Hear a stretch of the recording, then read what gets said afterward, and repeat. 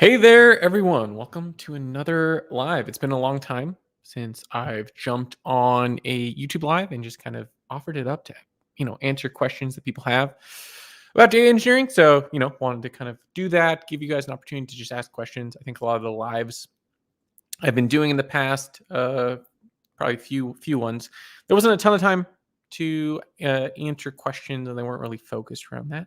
So I wanted to kind of jump in and give you guys that opportunity to ask questions about data engineering, or really anything in that I might be able to answer. So feel free to ask. Also, I'm going to do an eventual like 100K thank you, because we did pass that recently. You can kind of, no, wrong side. You can kind of see the 100K right there. Um, so that is there. We'll do something special. I'm not sure what. It won't be till November. I've got a pretty packed schedule until then, but it'll be sometime probably November. So again, thanks everyone who got me 200K. It's been awesome. It's been great. So someone's first question is, "Hey, how are you?" Well, overall, I am great. Can't complain. It's what is it? Summer's coming to an end. Finally, I think.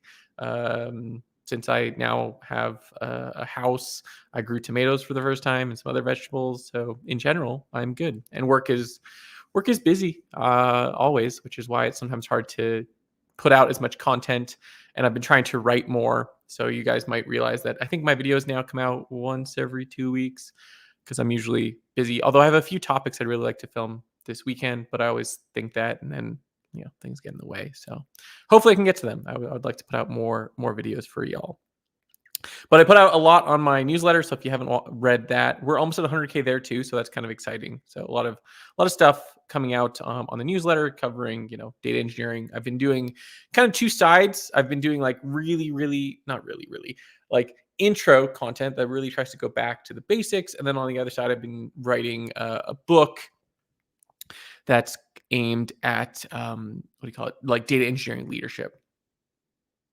I hope you're doing well. What's the best stack for data engineering? Look, that's always going to be controversial. Every solution you pick has its something you're not going to like about it. I don't like saying that there's any tool that's the best. There are tools that are good for various reasons, and if you either ask me maybe a more specific question, maybe I could try to help that. For some people, you can get, like, I have clients that are using Postgres as their essentially data warehouse. And I have other people that, have some crazy 3-layer, Databricks is our data transform layer. Snowflake is our presentation essentially, or like actual like data warehouse layer setup. So it's always going to depend on the company, your various needs. So I'm not going to sit here and say like this one's best or that one's best. I think there's a few people who have posted things like these are the best tools. It's going to vary depending on a lot of factors. What made you start this on the 25th minute instead of the 30th? Honestly, just I was like, just wanted to get it started. I was like, well, it's a few minutes till 25th. That's all. Nothing special.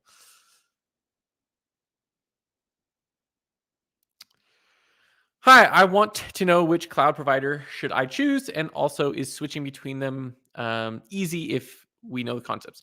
One, yes, it's very easy to switch between different cloud providers. They all have some level of analogous tools. Generally, I would say it's always hard to say like which tools you should learn first. In my experience, Azure or AWS are probably the ones that are the most commonly used. So I'd pick one of those. Personally, I like learning Azure best, or learning Azure first, just because if you can learn Azure, you can learn a lot of the other ones. I'm also not a huge fan. I don't know. I've just never been a huge fan of the Microsoft. Yeah, I said that right. For some reason, that sounded weird. The Microsoft data stack. I don't know why. I've used it a lot, which is the funny thing. Like I've used a lot of Microsoft and it's reliable, but maybe there's something where I feel more technical using Azure AWS. So I generally like AWS more, and it's used a lot. It's got a good user base. You're not going to go wrong that way. And then just learn BigQuery on the Google side. Just be familiar with that. That's probably more than enough. Let's see. Hey, Ben, how are you? I have an analytics engineering interview, technical, with Deliveroo on Tuesday. Any tips for the first interview with big tech in UK? Also, thank you. Learned a lot. My tips for anyone who's just going for their technical interview. If this is your first interview, like the very first screening interview, usually most tech companies have like your initial interview with a what do you call it? Just some sort of recruiter screening interview. That's usually like an hour. That does some sort of technical round, and then like your actual technical round, like your 6 hour long interview. If you're doing the screening, be very hopefully they've told you what type of questions you're going to get, right? SQL, Python, etc. And be very ready to answer those. Usually I tell most people, you should be able to answer, easy questions on LeetCode without a problem, and medium, very easily. And then on the SQL side, be able to do everything from understand self joins, understand how to use lag and lead, understand how to do aggregates, understand how to do case statements inside of aggregates, be able to do basic joins, and usually that's enough to get you most of the way.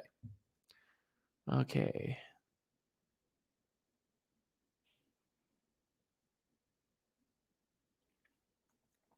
I don't know if I can answer this one, but I'm going to see. So, what niche within data engineering is the most rewarding at the moment? Follow up: is it better to be a generalist or a specialist within the data engineering realm?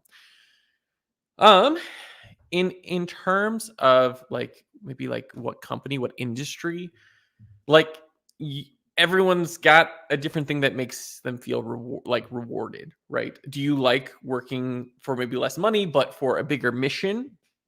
Then you probably look into like government or healthcare or something of that nature. You'll get paid less, but hey, you are doing things you care about. If your goal is money, which if you're younger probably is, that was like my goal earlier on, was like how do I make enough to support a future family. Then yeah, you probably are working for like finance or something, not a finance team, but like, a finance PE firm or something. I've had friends who've worked for PE firms that honestly, their data engineering work wasn't hard, but they got paid a lot of money because, these companies have a lot of money. In terms of, should you be a generalist or specialist? I think early on in your career, you should be, learn as much as you can, be general, learn all the basics, right? Like get the basics down to the point that if you need to specialize, because you're going to constantly need to specialize in the data world, right? Like if you're a Hadoop big data engineer 10 years ago, you now have to be something else, right? Unless you are at a place that still has Hadoop. So you're going to constantly specialize, and you need to have a good base so that whenever there are new technologies, it's very easy to adapt to them. And then you can pick one if you'd like. And specialization becomes very important if you like consult, because if you want to make a lot of money, you're very specific on what you do. So data engineers implement architecture created by architects. So what do we need to study to slowly learn and create architecture for a project? Are you asking what do we need to study? Maybe I thought maybe you're asking like why do we need to? Um, in terms of like what you should study, I guess study is hard.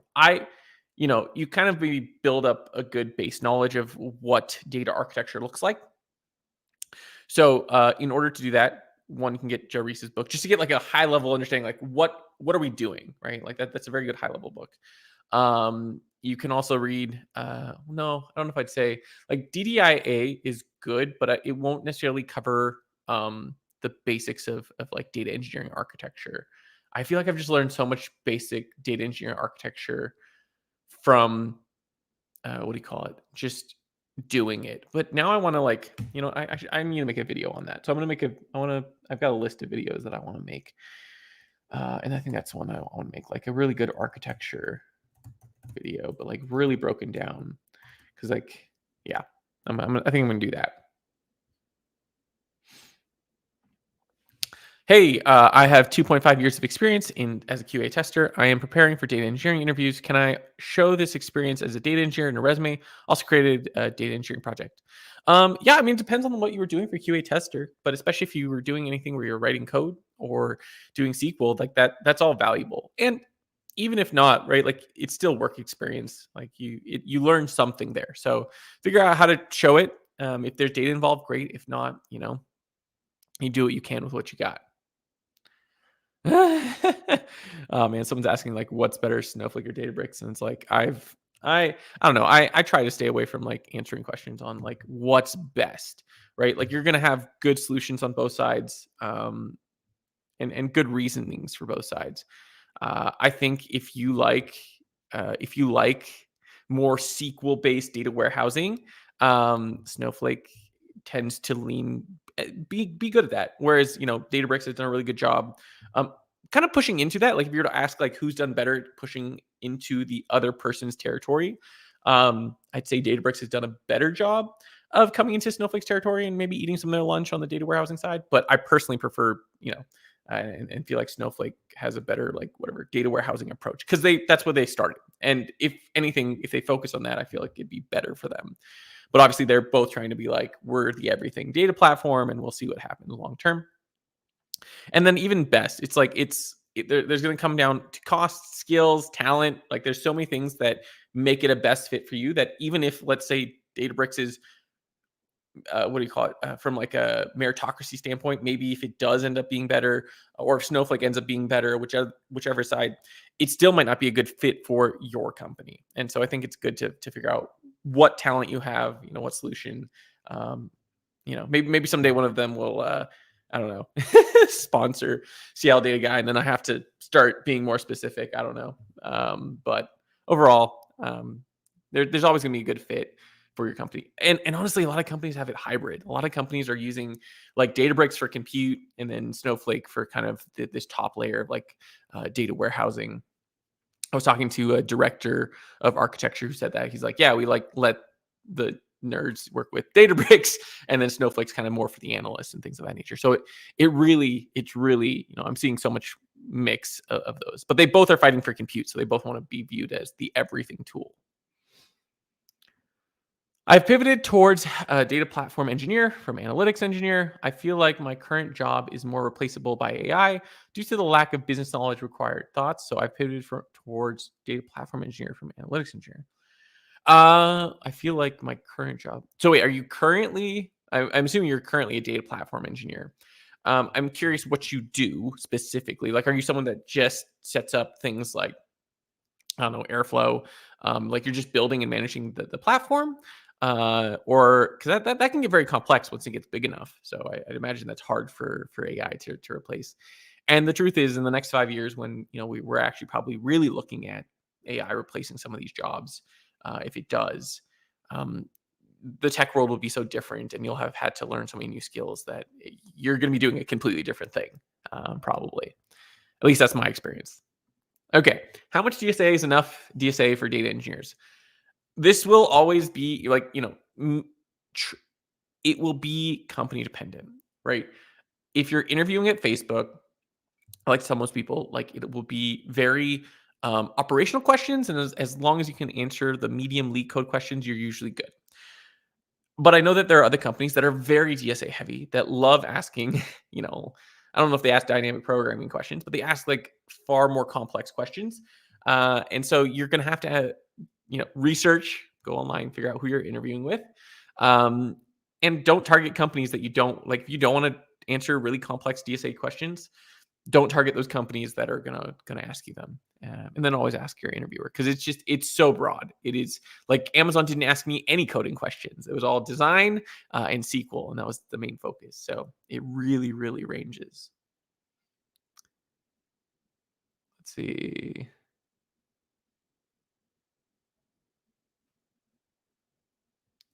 Let me see. I spent 20 years in ERP and HCM applications, SAP and Workday, and moved to the enterprise data team last month. I am learning to think and speak data. What tips do you have for me? So my guess is, were you like an enterprise kind of engineer or someone that like more of like someone that was like SAP kind of architect or something of that nature, SAP like analyst? I mean, the big thing that you need to learn are just the key skills. I don't know what your skill set is, right? Like, do you have SQL? Do you have what do you call it? Do you have Python? If you have those, then you start learning more about, okay, well, what goes into a data pipeline? What do I need to consider? And then once you kind of finish that, you kind of start thinking about the business more, which you might already have some context of the business because SAP and Workday is where a lot of the data comes from. So you might actually have a lot of valuable assets to add there in terms of like your knowledge. So I'd really try to just make sure you have the good technical skills and then kind of try to merge them with the skills you already have from ERP and HCM. But I'd have to know more about what you got there.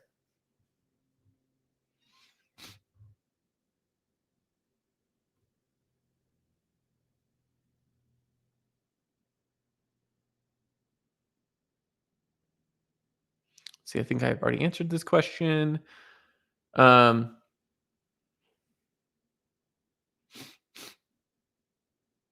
that's gonna be hard to answer. Let's see. What's your easier?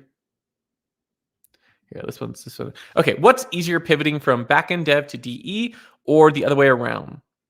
And what do you think is better to start with if I love both DE and backend dev? I think it's easier, at least from a standpoint of passing interviews. I want to say it's generally easier to go from backend dev to DE. The one caveat I say there is some backend devs just don't seem to put much effort into SQL. So if you're going to a SQL heavy data engineering role, you're gonna have to spend a lot of time, understanding that. And so I think that's something that I've noticed, right? Like in backend dev, a lot of people might use something like an RM or some like abstraction layer between SQL, basically between SQL and the actual code. So that's where sometimes there's this big gap between backend devs because your coding and your programming will be great, but you might be missing these kind of like concepts as a data engineer. But I think generally it's very hard to be a data engineer, I think, and say I have software engineering skills unless you were like a very low level data engineer that like built infrastructure. But it's much easier to say, hey, I've got coding skills and I just need to add SQL. So I think that's generally an easier switch there.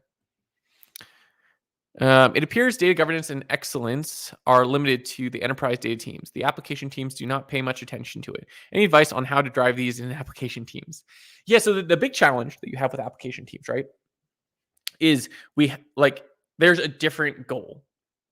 The application team wants to make, and when I'm thinking application team, I assume you mean like the person who's managing like the actual application that people are using, not someone that's like, oh, you know what, are you meaning maybe because you were talking about ERP and HCM earlier, right? So you're probably thinking like the teams that manage the ERP and HCM. Um, I just think the goals tend to be different there, right? As long as data goes in and shows up correctly at the moment that you need it, the application teams are usually happy, right? And if that data gets lost over time, there's not a huge impact on the application team likely. So I think that's usually the challenge you run into. The probably the ways you'd have to get the application team to care about it is there'd have to be some initiative connected to it. Hey, we're trying to do something with AI and we need this data, or we're trying to do something with reporting and we need this data. So there has to be something where some likely top-down leadership makes it where they care a little more about data governance. But it's always going to be a challenge because you're kind of fighting upstream, right? Like it doesn't necessarily you're adding extra work to someone who could still technically get their job done without maybe having perfect data governance. So I think that's the big challenge is like there has to be something connected to an initiative that someone kind of pushes generally.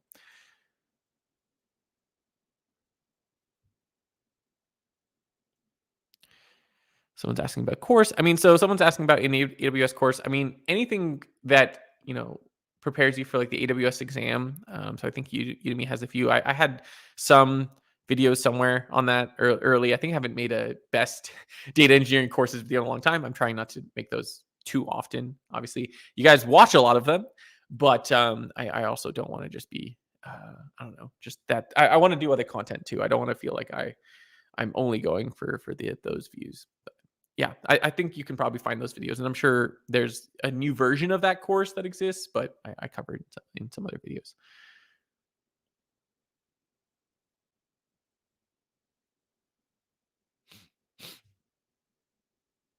Let's see.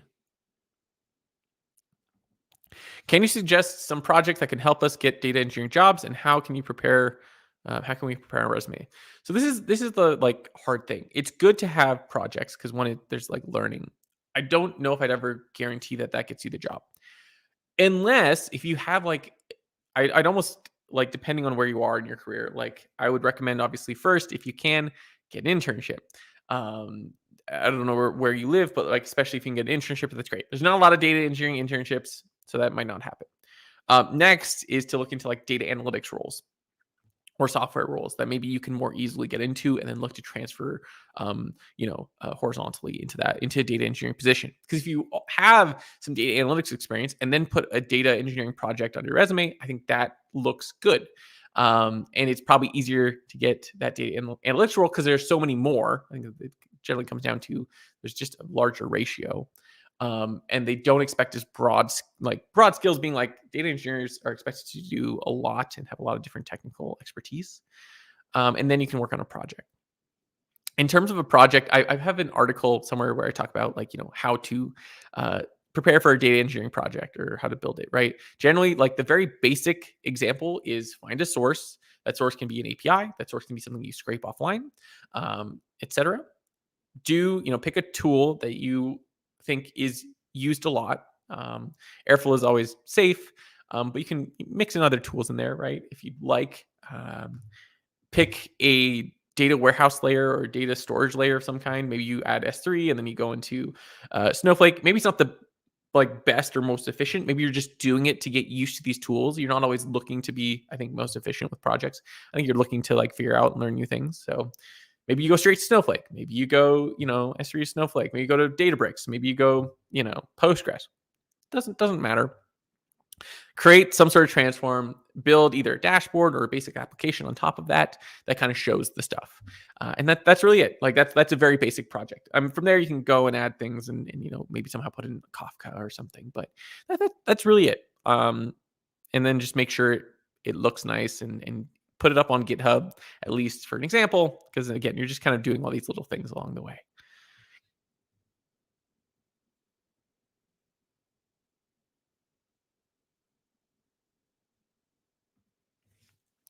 Hey, I've just started Upwork freelancing around business intelligence. I want to figure out how to make an offer. Are I don't know what are that are an offer. How did you build an offer around data engineering? Yeah, and I talk about this. So for anyone who doesn't know, I have a few videos on this, and then I also have a community that's free to join, and it's got a few, like hours of free content on consulting and freelancing.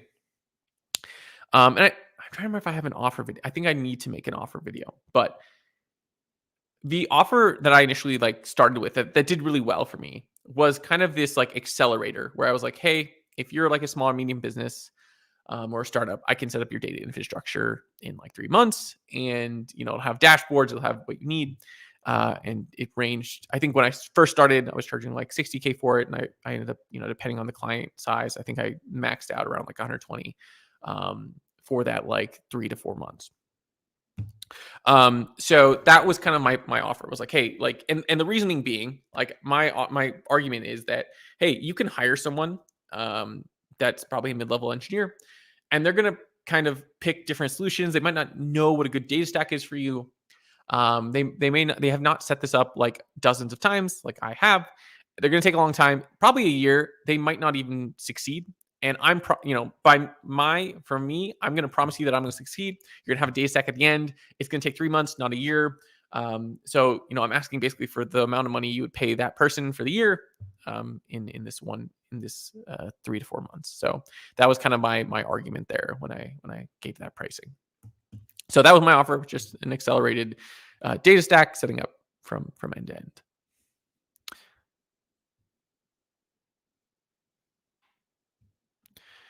Given that DEs work more behind the scenes, how do I stand out as a DE, as an applicant, or as a worker in general? What makes a DE better than the other? I mean, first, obviously, you have solid technical skills. As a technical role, you will never lose out by being technical. But you also, if you want to stand out, need to be able to, have those soft skills and have them well polished. That means you can communicate when management asks you a question, not in your language, but in their language, right? Like you're not bombarding them with overly technical speak. You're helping them get on the same page and helping them make a decision by giving them, ideas and concepts in a much more gentle language, right? Like you have to use analogies, whatever you've got to use to kind of get them on the same page. You need to have some ownership and the ability to like be like, hey, I think we need to work on XYZ and this is why, and like take that and really own it. The hard thing there is not every company is open to that idea, right? In some cases, a data engineer at a company might just be expected to do as they're told, right? Like you're just someone that gets tickets and you do what people ask, and that's really hard to get out of. You can try, like I definitely have tried. I've been in situations where I've been able to succeed, where maybe a company was more of the less data driven, but I was able to kind of push and get what I kind of wanted out of situations. But you're gonna have to like take ownership, push, really be able to find value and fix things that are worth fixing, right? And I think that's the hard thing is how do you find things that the business cares about that you can deliver? And then, yeah, of course, if you deliver something that helps the business, and then make sure you communicate that you did it, you will stand out.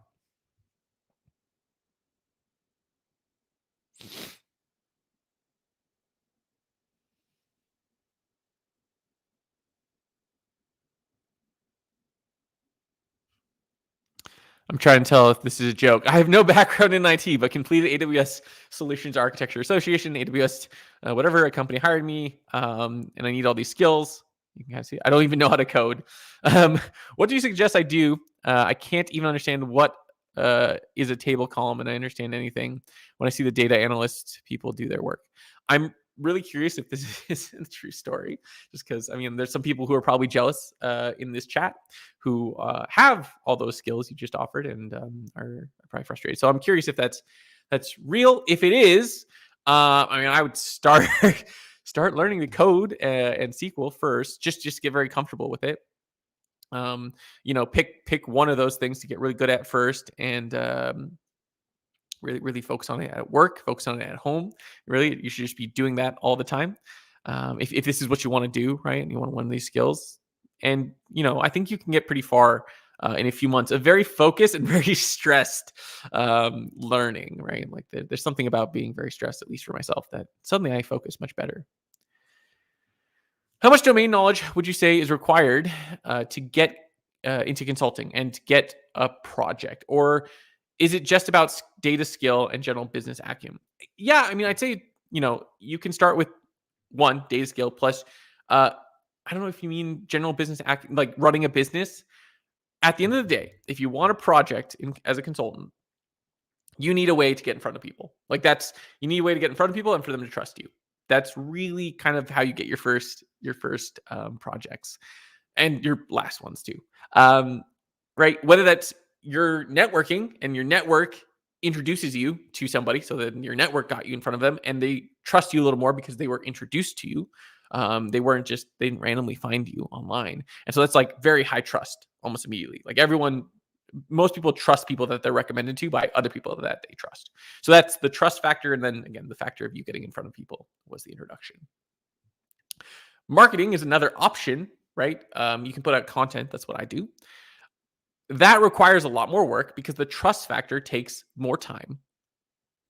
When you think about it, right? If you read one article for someone you don't know, okay, great. But you haven't really connected with them. You need like 10 articles before you're like, hey, I think this person knows about this topic, right? And so it takes longer, but it builds trust over time, and you're getting in front of them via, it's almost more a bigger blast, right? Like you're getting in front of 1,000 people if you're good at marketing. And hopefully after seeing you enough times and you being valuable enough times, they will build the trust. So really, it will always, you can't avoid that, right? Somehow you need to get in front of people, and that's unavoidable. Let's see. I'm actually also working in data analysis freelancing. So I think being a data analyst and having SWE skills would be great to become a DE later. Okay, that's not a question. Sorry. Thank you, much appreciated. Is there like a line 75 LeetCode? Huh. I'm curious about this question. Is there like line 75 LeetCode for SQL that I need to study to prepare for technical interviews for data engineer role, entry level, trying to transition from web developer to a data engineer? I'm curious if the blind 75 is there. I'm assuming that there's like a set of questions from LeetCode that you should just always know. I haven't had to. I didn't really even know if there is that list. In terms of SQL, I would. There's a few free places you can check out, or at least they have free questions, and then you have to pay for it eventually. Interview Queries one, they should have some free questions, and then the other one's Strata Scratch, so you can go through their questions and at least test your knowledge. And I think LeetCode has a few problems you can go through too. Again, for me, what you need to be able to answer is obviously be able to join tables, and be able to join a left versus an inner join and know the difference of what it's going to do on the data. I always tell people understand that you can do a case statement inside of a sum because someone's going to ask you to do some ratio or percent. Know how to use lead, lag, rank, etc. Know how to do a self join because I don't know if people still do this, but it's always classic. You'll be like, oh, I'm going to use a rank here, or I'm going to use a lead or lag here. And someone will be like, well, what if you weren't able to use that? So be able to do that. I have a list on a LinkedIn post somewhere of like 9 things you should know. But I think that should at least get you pretty far.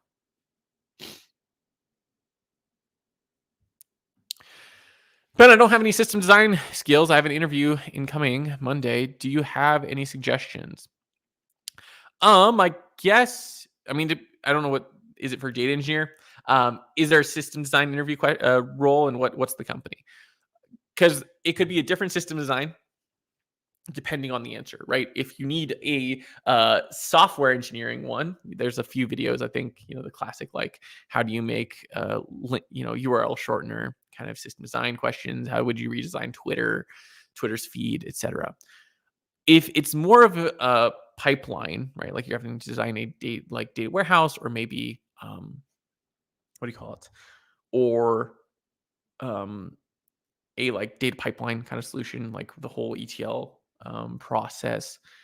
I'm trying to think what would be a good piece of content there. I have, I have like 100. I have a data engineering. Let me see if I can find this. I have a resource here. Checklist or interview. Let me see if I find it. Engineering interview checklist. I'm sure at this point I've got to like go through so many other people.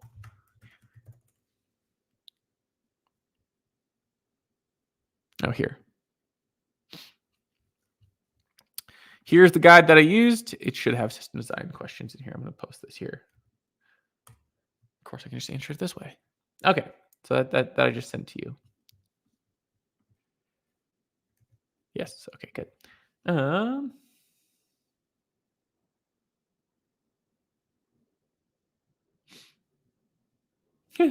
This is an interesting question. In an enterprise setting, do analysts usually have access to the data warehouse and query the data as needed, or do DE teams just give them flat files such as CSVs or parquets for them to do the work on? There are companies that will have their analysts essentially need to be handheld by the DEs to get access to data, and that sucks. It sucks for everyone involved, right? Like data analysts take really long to answer questions because they have to get the DE who's busy because he's got 10 other analysts asking them, or they have 10 other analysts asking them questions, and it's not great, but it happens. Like there are plenty, or at the very least, like the only way an analyst can access the data is through a view, and that view has to be created, and it takes like 3 weeks for that view to get created. And that really, that just slows down every project. But there are plenty of companies that don't do that, where they're like, hey, analysts, learn SQL and go figure it out yourself, right? As long as they have, and then the data engineer, or maybe you have like a DB or a DBA or something that like does the security aspect of it, and just make sure you can't access everything. So it could be either or, but it really sucks when it's what you're suggesting.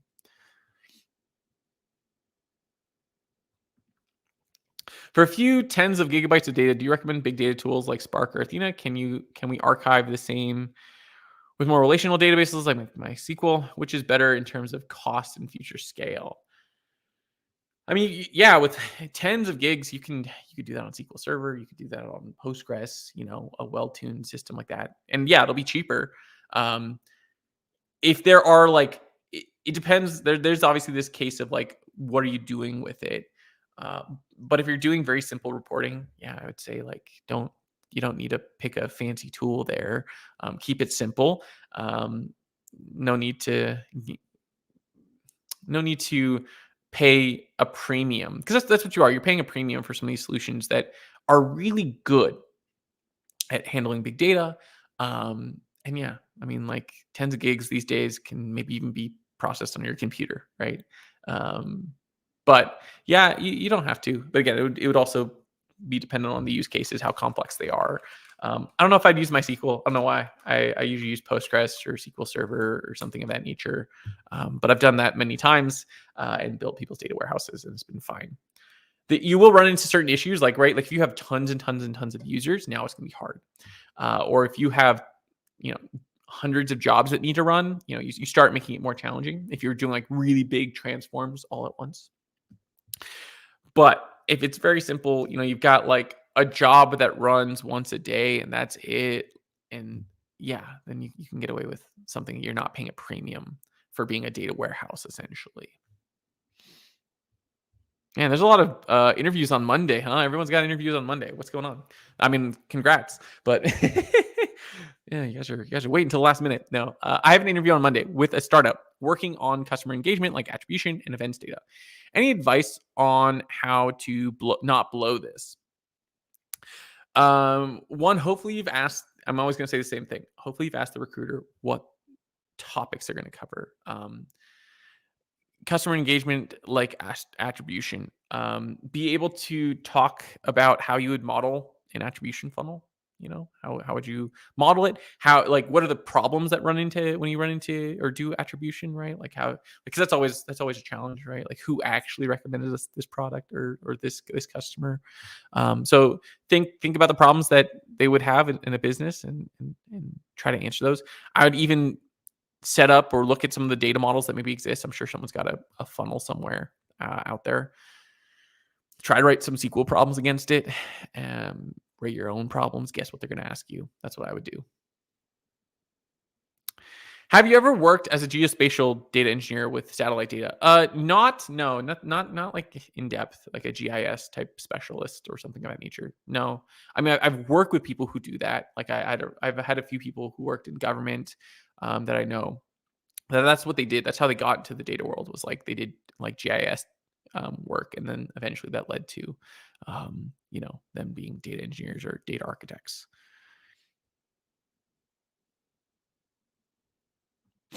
How can I learn data engineering? I have some background from web dev, PHP, and MySQL, but I don't know how to become a data engineer. I just know that there's something called ETL Spark Hadoop, but I don't know how I can learn. I have a video called like 100 data, or it's like a crash course in data engineering. It's like 100 days of data engineering. It's not meant to, obviously, at the end of it, you're now a full-fledged data engineer, but it gets you started. It gets you covering the topics. It gets you figuring out where you're weak. And that's really the goal, right? Is you just got to do something for a certain period. So if you look up 100 days of data engineering, you should find that video. And Seattle Data Guy.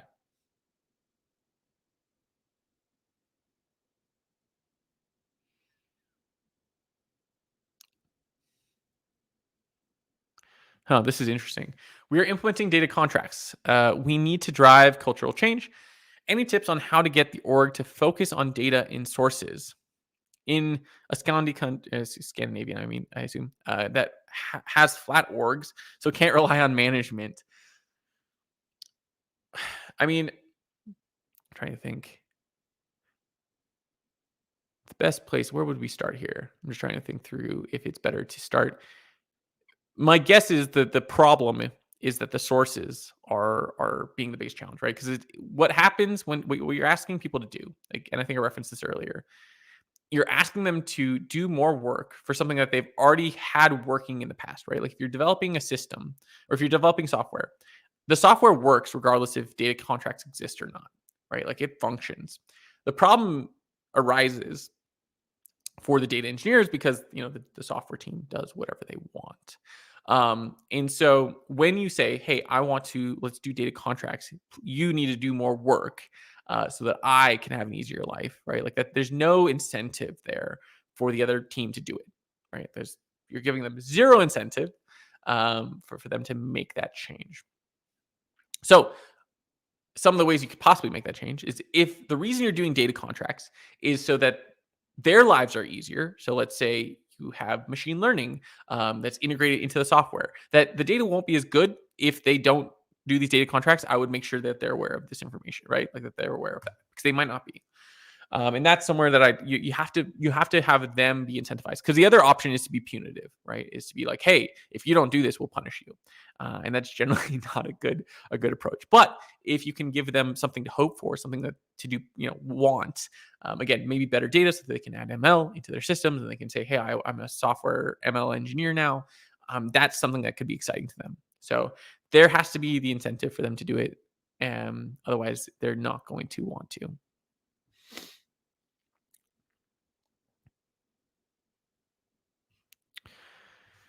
Hey, Ben, can you talk about the importance of analytics engineering and why should a data team hire someone who sits between DE and DA?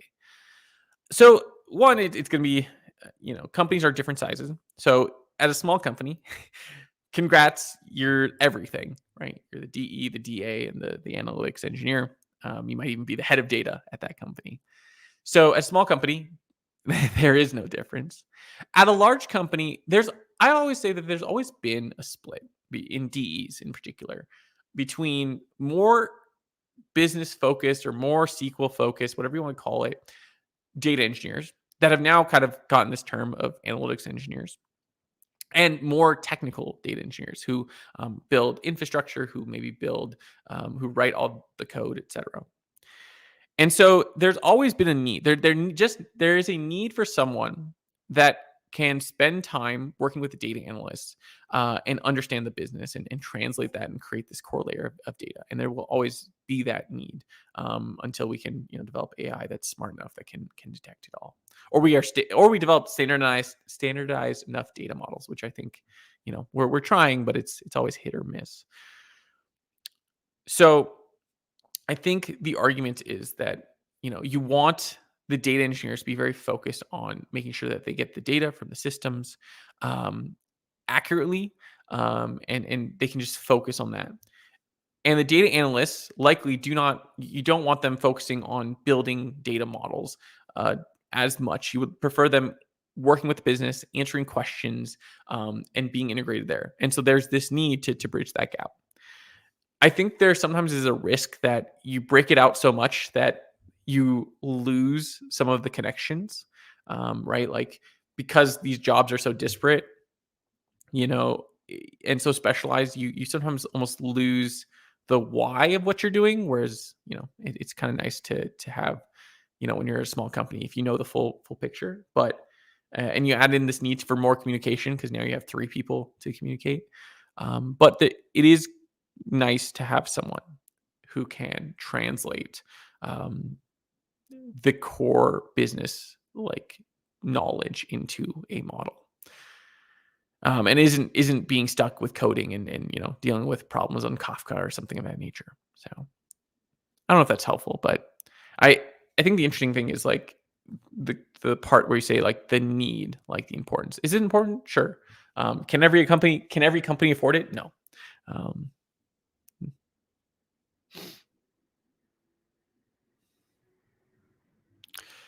Hi, I'm a Flutter developer. Do you recommend me learning data science, or should I be a full stack? Be full stack data. Need way more context, right? Because what do you like doing? What do you want to do? The thing is, right? If you do data science and you don't like that work, it's gonna be boring. Full stack data. There's very few people I feel like that are full stack data. At least day one, right? Like focus on one small area, get really good at it, and then go from there, right? Get really good at SQL, and then get really good at Python, and then get really good at algorithms or modeling data. And it doesn't. You're not going to be a full stack data person tomorrow. It's going to be a journey, and so really just pick one side to start. And then if you eventually end up there, great. If not, hey, that's okay too.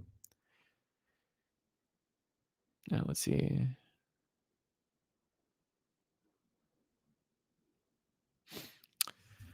Hi, 3 years back, I landed into data engineering after graduation, and I directly started with Snowflake, and I'm good with it. I want to become a complete data engineer. What should I do? So my guess is that by complete data engineering, you mean broader. So you know more skills. If your company doesn't have new technology, right? One good way to do it is to join another company, right? You're going to learn new technologies. You're going to learn new skills. You're going to see how different people do it, and I think that's what's important, especially early on in your career. It's not just the technologies. You want to learn from a lot of different people. You want to see a lot of different styles of how to do things because everyone has a different approach. Everyone has their, even little nuances. Like I prefer doing camel case or, whatever. And seeing those differences, I think, is important because that's what eventually, as you start having to make like architecture decisions and bigger decisions, allows you to be like, okay, I saw these 4 different approaches. What I liked from approach 1 was this. What I liked from approach 2 was this. And you start putting together your own idea of what a good approach is. And you'll be wrong, probably the first few times, but you'll slowly start to, understand things better and work better. So I'd say if you want to become, more in depth, that'd be what I'd recommend.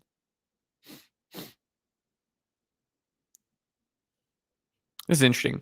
Hello, I come from investments and somehow found myself leading a data engineering team at a bank that is new to the cloud. Your videos are so helpful finding ways to break down the complex concepts. Oh, well, thank you. The 6-foot Asian. Good name. Making me feel an inch or two short here. But no, that's fun. Awesome. I don't know how to prove, but this is not a joke. Well, the people who hired me, the joke is on them, I guess. So for anyone who doesn't know, Chris here has gotten a data engineering job with apparently no data engineering experience. So you can all be mad at him because he stole your job. All you've worked really hard to get a data engineering job. I'm joking, of course. I learned AWS with ChatGPT and cleared the certs. I cleared the. Oh no, now this sounds more like a joke. Now that you've added the ChatGPT, it's like what I think I fear of with ChatGPT is like we're gonna get to this point where people like get these jobs and have so many gaps of knowledge. And again, it's not like if you got it, congrats, like you figured out how to do that, and that's awesome. But like there's this concern where and I see this with myself too. That's why like I'm even doing this like go back to the basics course where I'm like, I want to just make sure I have all these basics down. Because I just there's something about knowing the basics that make it so much better as you go forward. I keep telling people this story, but when the first career I had when I was 16 was I worked in fine dining, and like everyone else in any space, you look at what's the current hype thing, and the current hype thing at the time was molecular gastronomy, which was like science and food. It was like the foams and the gels and the pearls and all this stuff. There was a restaurant called El Bulli. I want to say it was in Spain that was like driving it. And it was like, yeah, that's what I want to do. This is the cool stuff, right? Like it's the AI of food. And I got to do it for 6 months at a company. And I realized I hated it. I was like, this is like, it has a purpose, it has a place, but like just doing this is so meaningless. Like doing it for the sake of doing it is meaningless. I'm not like, there's skills I'm not going to know. And I'm going to not be able to do. And so I went back and just I started working for places that did like the basics really, really well. And I had a chef that used to say like, hey, you know what that dish is missing? A little solid technique. And so to me, having really solid technique in the basics and the fundamentals will always be important. Again, this makes it sound more like a joke when you say I did this all with ChatGPT. Because I want to say, you said I learned AWS with ChatGPT. So if that's true, you learned it, but you don't know what to do with it. So I'm curious, like, what did you learn? Like, again, I don't know if that's a joke. I don't know what's serious here, but then you didn't learn it, right? Like if you're sitting here struggling, and that's the problem. It's right. Like you feel it's like flipping to the back of a book and being like, what was the answer to that math problem? And then when you go to the math test, you don't know it because you never really like you saw it and you're like, I kind of get it. I don't know. That's an interesting situation to be in. Again, I wish you the best. I hope. I would say learn the basics. But yeah, no, it's an interesting story. Like more power to you. You figured it out, but I learned the basics. That would be my recommendation. Get your SQL, get your Python, and get rid of ChatGPT. Like stop using it. It's not helping you clearly, right? Like it steals your ability to learn. As a DE, do you need to understand data structure and algos to land jobs? And there are barriers for me to land international remote from Nigeria. Even though I have 3 years of experience, what do you suggest? In some cases, yes, you do need to understand data structures and algos. You generally just need to understand the very basics, right? Like, especially for just using Python, right? It's so much easier when you're using Python. Like, understand lists, which are it's not even lists, right? Like, if you go to data structure and algorithms, it's like understand arrays. You can kind of the lists are kind of in there as well, right? Like, no one's having to do linked lists in Python. At least I haven't seen it. Understand dictionaries or hash maps. Uh, and algos are maybe a little less. I'm gonna do a video on um, joins, but not inner join and left join, but merge join and hash join and those things, because that actually does have some algos kind of involved in it. It has a process of how you join tables of giant tables. Um, but really, you don't need to like know, okay, why is bubble sort bad? Like, no, I don't think anyone's gonna ask that question. But again, companies are different. For the international part, that's always hard. I know a lot of people that do really well on Upwork. Again, on the TFA, the consulting community that I have, there's like someone I think that joined that's like made like a few $100,000 on Upwork. I think over a few years, but you can make a lot of money there if you're really good. And probably it's hard, I imagine, but it is possible. Do DEs and MLEs need to know LeetCode? I mean, some places will ask you LeetCode problems. I mean, that's because it's easy in the sense that, like, hey, what do we do? Well, everyone else is doing LeetCode problems. Let's ask LeetCode problems. But I'll tell everyone, you should probably be able to answer some medium problems. There's some that you're going to go on and, yeah, you probably don't need to answer, dynamic programming questions. But you need to be able to do some basics.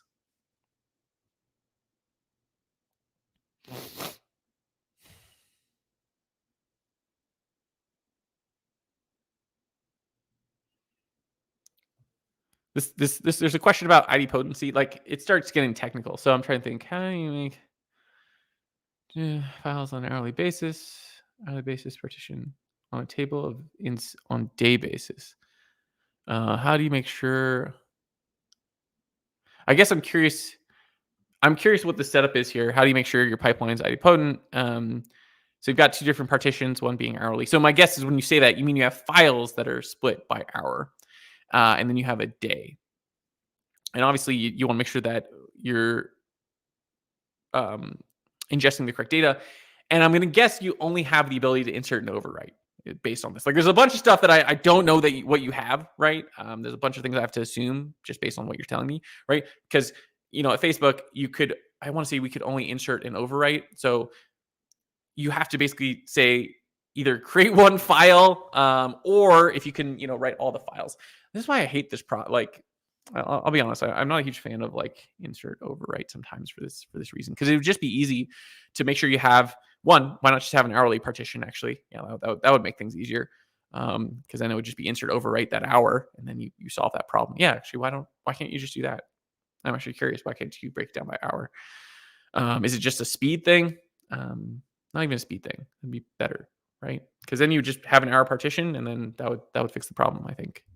Or I'm missing something again. This is why it's hard to answer questions that are very, very generic. There's a lot of specifics that I don't have here. But why are there not more data engineering jobs towards Apache superset analytics?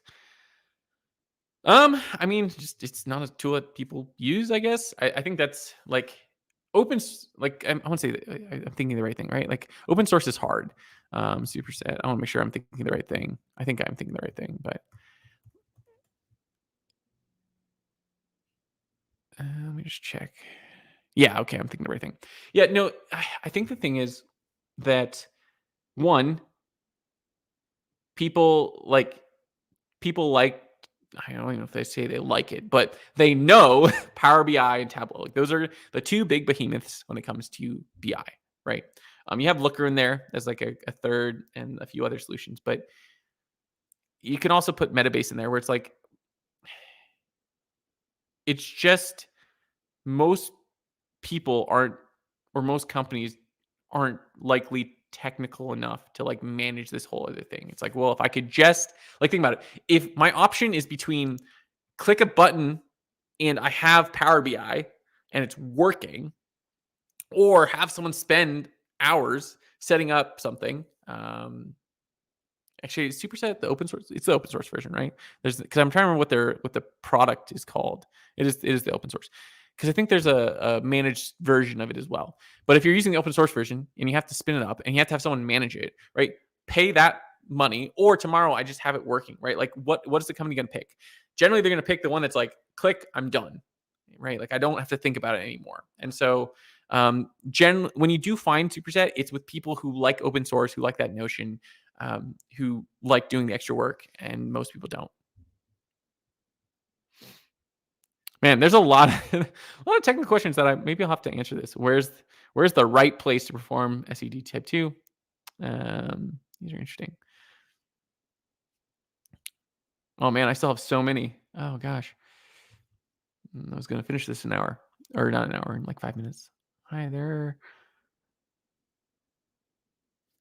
Interesting question here. Hi there. How are you? I'm just starting data engineering. Is this really worth a career? I mean, I will always go back to what do you want to do, right? Because when people ask this, the view I get is, will I make money? One, and then obviously two is like, is AI going to take over? I imagine to some degree, like there will be some portion of work that AI takes at some point. I don't know what it is. It might be in 3 years. It might be in 5 years. It might be, it'll probably be in 10, right? I'm not saying it's going to be all, but some portion. But the data role, the tech role has always changed. And if you're not ready to go with that change and adapt to it, you likely shouldn't pick a career in tech. We will always need technical people, I think. It just might look different in the future. So you might start learning about things today that you do not use in the future. That's why you build good fundamentals. That's why you don't become a framework engineer. It's why you focus not just on money, but the work that you like doing and you find meaningful. Because in the long run, that's what you need. In the short run, yeah, maybe you'll make money, but you want to find and build a career that you find some fulfillment in. It doesn't have to be. I don't like looking at a career as like my calling, but you feel good about it, and you want to make sure you have fundamentals because I don't know, everything like Snowflake might disappear tomorrow. I spent a ton of time on Hadoop. I spent a ton of time on a lot of things that aren't used today, and that's okay. It's part of being in tech. And so I wouldn't like, if you're looking for the perfect out, there's no perfect out. You're gonna have to learn more in tech. It's just how it is.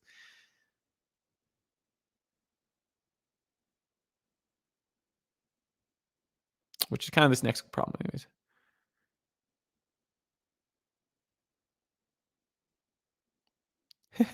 Oh man, now I know. See, now I know this person's using something like a Hive or something underneath. Because suggestions on changing schema. How do you change a column's data type or add a new column, remove a column without overwriting the table?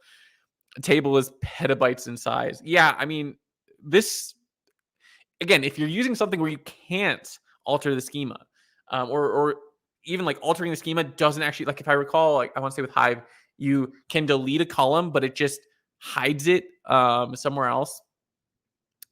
And then again, the cost here to replace a petabyte table is just ridiculous. Because what we would do at Facebook, we had a script that basically like would just swap tables, right? You would build a new table completely, and that was our approach. And to explain how we did that, we would build a new table first, and then just swap names, right? And so that there's very very little lag in between there. But since it's petabytes of size, that might be expensive, right? Right, just to add a new column. I mean, one thing would be to use a different system because again, you're stuck with this in systems where you can only do inserts and overwrites because you can't generally change the schema with. You can add columns generally, so adding columns generally I think is easy, but taking away columns was generally the problem. So Yeah. I mean, again, I need more information. Like, how often do you need to do this? Is this a one time thing? So if it's a one time thing, it's like, okay, well, how much is it going to cost? Is it $100? Is it $1,000? Is it worth it? Right? Are you doing this once a day or once a week? So there's a lot of specifics in here where, hey, yeah, maybe the swapping is the right answer.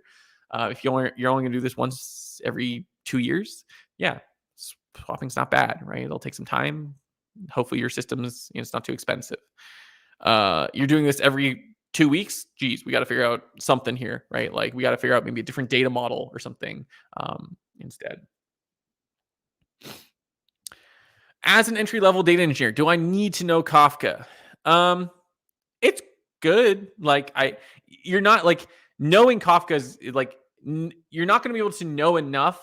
Like, you can only learn basically the basics, right? As an entry level engineer, data engineer, you're not going to like understand the intricacies and the issues you're going to run into with Kafka until you run into them on the job. So just know it enough, know how to, understand PubSub, understand how to create, consumer and things of that need and things of that nature. But other than that, I wouldn't say you have to be like an expert. Let's see. This is such a broad question. Some of these questions are so broad. Do you have any suggestions on dealing with legacy systems in context of digital transformations? I mean, I guess I just don't like. What do you mean? This is just not enough context. I'd love to answer it, but it's like I don't know what you're asking. Like what do you mean? I feel like I never forget that Ryan Gosling, right? Or Ryan Reynolds. Ryan Reynolds. No, Ryan Gosling. I was right. What do you want? Um, should machine learning engineers learn Databricks or Snowflake? I mean, if you had to pick one of the two, you're probably working on Databricks. Yeah. It also is dependent on your company and the tools. But if you had to pick something, I'd say probably Databricks makes more sense. Although I'm sure anyone that works at Snowflake would yell at me and be like, "No, we're ML now."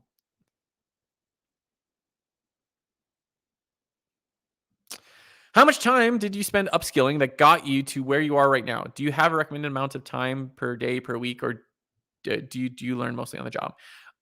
Everyone, I've heard this from a lot of people, right? Anyone who's gotten really good, and I'm not even saying like I'm really good, but like find someone else that's even better, right?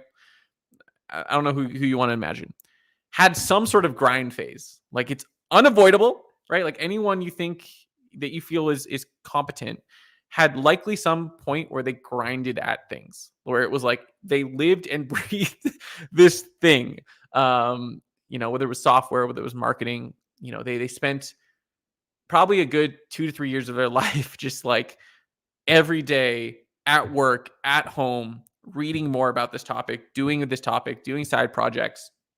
And I think it's good to have those every so often too, right? Like maybe not as long, but like if you spend 2 to 3 years really learning a subject, you'll get competent at it, right? And I mean like really spending time with it, not just at work.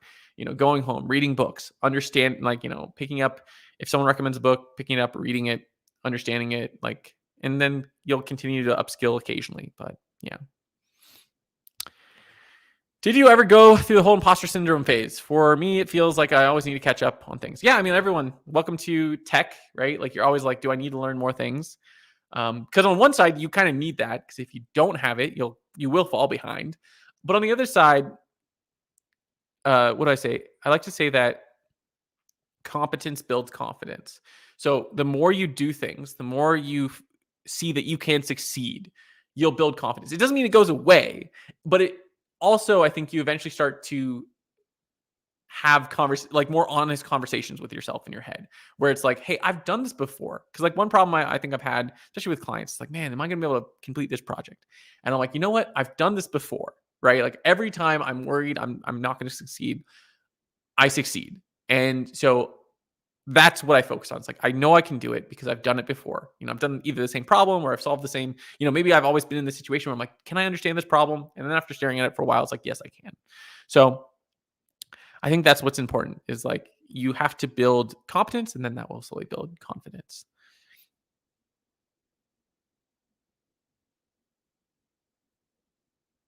Let's see. I'll probably be signing off here in a second. So let's see. Let's start data. Okay, so I mean, I'll always answer this kind of same, but I want to start data engineering. Can you give me advice on where to start and what sort of technology I should study? Right, I will generally tell you if you mean technology and you mean tools like Snowflake and Airflow. I'll always tell you focus on the basics, Python, SQL, data warehousing, and then everything else later. Right, like build the foundation. Don't become a framework engineer or a tool engineer. Right, like I'm a Snowflake data engineer. Um, really focus, especially early on. Just build those fundamentals, get those reps in. You know,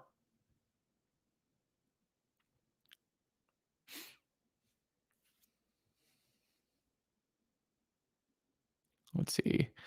Probably need to wrap up, and there's still so many questions. Oh my gosh, I should do these more often. Clearly. All right, I'm gonna maybe try to find one here that's a little bit different, and then I will wrap up. Uh, okay, I like this one. I work in DE and feel like I'm always 3 to 5 years behind current tech. What are your main sources to be up to date with your tech stack?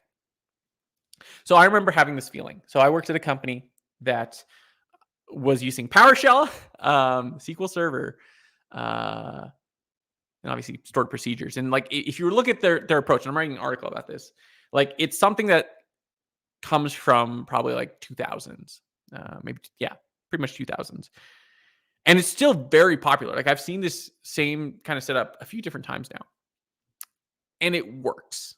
And so there are a lot of fundamentals in what they built. Everything from how data modeling works, from how these stored procedures run. Yes, it's not DBT. In fact, it's harder than DBT because you have to think about so many more things that if you have all of those things, you probably are arguably farther than some people. You just don't have the right um, tools on your resume. The right companies will see that and ignore that. Like that's how I got a job at Facebook without having any experience with Hive, really, which is SQL and Python, and that's something to be said about big techs, and their ability to see that, like, the technology you work on matters a little less than your ability to either write code or data model and things of that nature, because that's really what it is. Like, generically, if you're really strong at writing code, at data modeling, at SQL, these other tools you'll pick up, right? It'll take some time, but you'll pick up, right? Like there are some benefits and some things that different tooling has that just you'll have to spend time to learn, but you can learn that it'll be easier.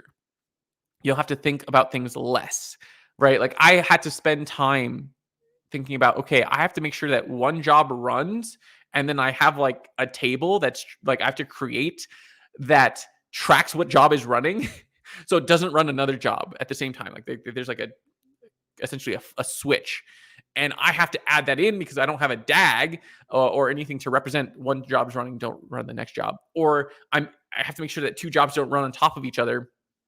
And how do I avoid that? Because I have one SQL Server instance, and if I run two jobs on top of each other, it's going to blow everything up. And then you go to Snowflake, and none of that matters, right? Or at least none of the running two jobs on top of each other. You can have it not matter. So yes, look at new technology. Make sure I'd say like pick a new technology every year to spend some time with. But I wouldn't fear too much as long as you are constantly building your basics, solving new problems, and learning. If you're not doing those things, that's when you should be worried, right? If you're like, I'm doing the exact same thing I've always been doing, I'm not learning anything, then you should be concerned. But if you're learning things, learning new ways to solve fundamental problems, I think you'll likely be in a good place. But everyone's always behind, right? And most businesses are behind. They like to say that they're doing something, they're not doing it. I was talking to someone who works at Microsoft, and they were talking to me about how, everyone wants AI everywhere, and there's like, we don't have a use case for it. So it has to make sense. Like I don't want you to stress out. Again, always spend some time to learn new technology, learn one or two things a year, but don't feel like you have to learn everything because you never will. And plus half the things you're going to learn, you're not going to need. So don't worry about it. Anyways, guys, it's been an hour, actually a little bit more. So I know there's tons more questions. I have to do this often, or I clearly have to do this more often because there are plenty of questions, and I feel good that I've answered some. It's been good to kind of, go back to that part and just answer questions. There's a few interesting design questions here that I might have to at some point make some videos on. I think I wrote one up on like architecture. But other than that, guys, I really appreciate your time. Thanks so much for checking this out. There's plenty of videos that answer some of these questions, so do look into the channel. Also, I have a newsletter on Substack that I think answers some of these problems, so please check that out as well under the Seattle Data Guy. Other than that, guys, hopefully you have a wonderful weekend, and I'll see you all next time. Thanks all. Goodbye.